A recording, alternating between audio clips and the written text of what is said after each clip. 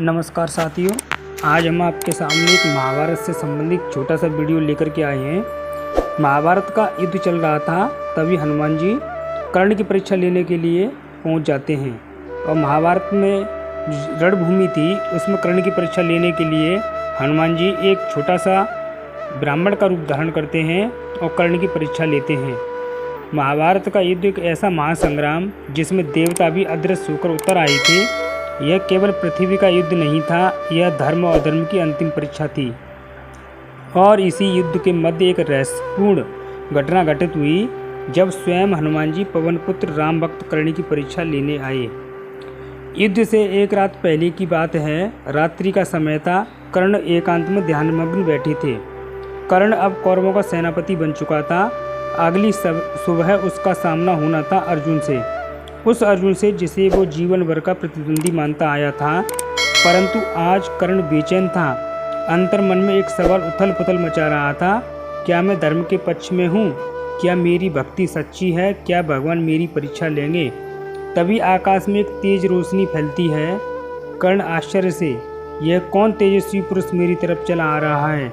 हवा में उड़ता हुआ बानर जैसा स्वरूप है। यह कोई साधारण नहीं, यह तो स्वयं हनुमान जी हैं।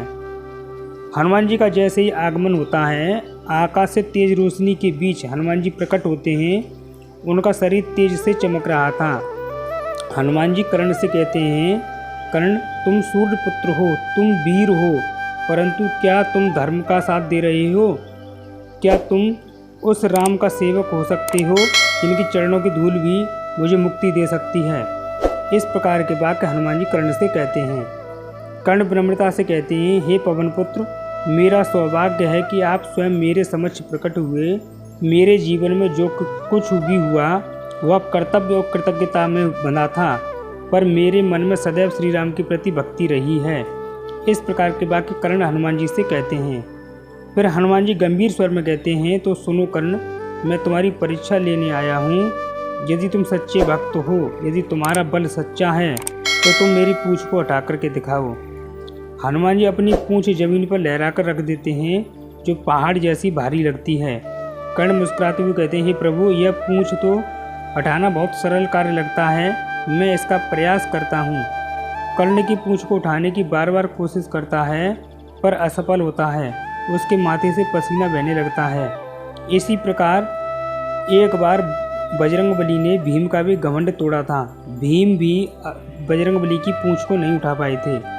इसी प्रकार कर्ण भी बजरंगबली की पूंछ को नहीं उठा पाए थे। कर्ण की हार और आत्म स्वीकृति में बदल जाती है। कर्ण थककर बैठ जाते हैं और कहते हैं, हे प्रभु, मैं हार गया। मेरा बल, मेरा गर्व सब व्यर्थ है। मैं जानता हूँ कि आप ही पर ब्रह्म हैं। मेरा युद्ध चाहे हार जाऊँ, पर आज मुझे सत्य मिल गया। मेरे जीवन की सबसे बड़ी विजय यही है। हनुमान जी भावुक होकर कहते हैं, कर्ण, तुम शरीर से योद्धा हो, पर आत्मा से भक्त हो।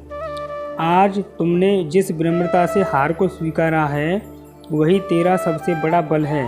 याद रखो, वीरता केवल शक्ति में नहीं, धर्म और सत्य में भी होती है। हनुमान जी आशीर्वाद देकर के विदा हो जाते हैं और कहते हैं, मैं तुझे श्री राम का आशीर्वाद देता हूँ। तेरी मृत्यु भले अर्जुन के हाथों होगी, पर तेरा यश अमर रहेगा। और हनुमान जी अंतर ध्यान हो जाते हैं और कर्ण की आंखों में आंसू लिए आकाश की ओर देखते रहते हैं। कर्ण धीरे से कहते हैं, हे प्रभु, आपने मुझे दर्शन दिए, यही मेरे जीवन का सबसे बड़ा पुरस्कार है। अगले दिन जब युद्ध भूमि में दोनों सेनाएं आमने सामने होती हैं और कर्ण और अर्जुन आमने सामने होते हैं, जिस रात कर्ण की आत्मा को श्री राम के सेवक का दर्शन मिला, उस रात उसने मन में जीवन मरण के बंधनों को त्याग दिया था।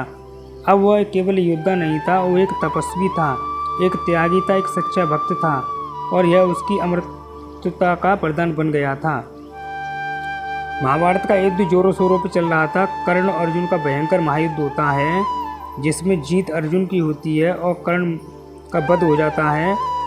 तो कर्ण हारे युद्ध में पराजित हो गया था, अनंत काल में भी पराजित हो गया था। जब पवन पुत्र हनुमान जी ने उसकी भक्ति की परीक्षा ली, तब उसने केवल अपनी शक्ति ही नहीं, आत्मा की सच्चाई भी प्रकट की। यही कर्ण की सच्ची कथा है, जो आज भी अनकही है।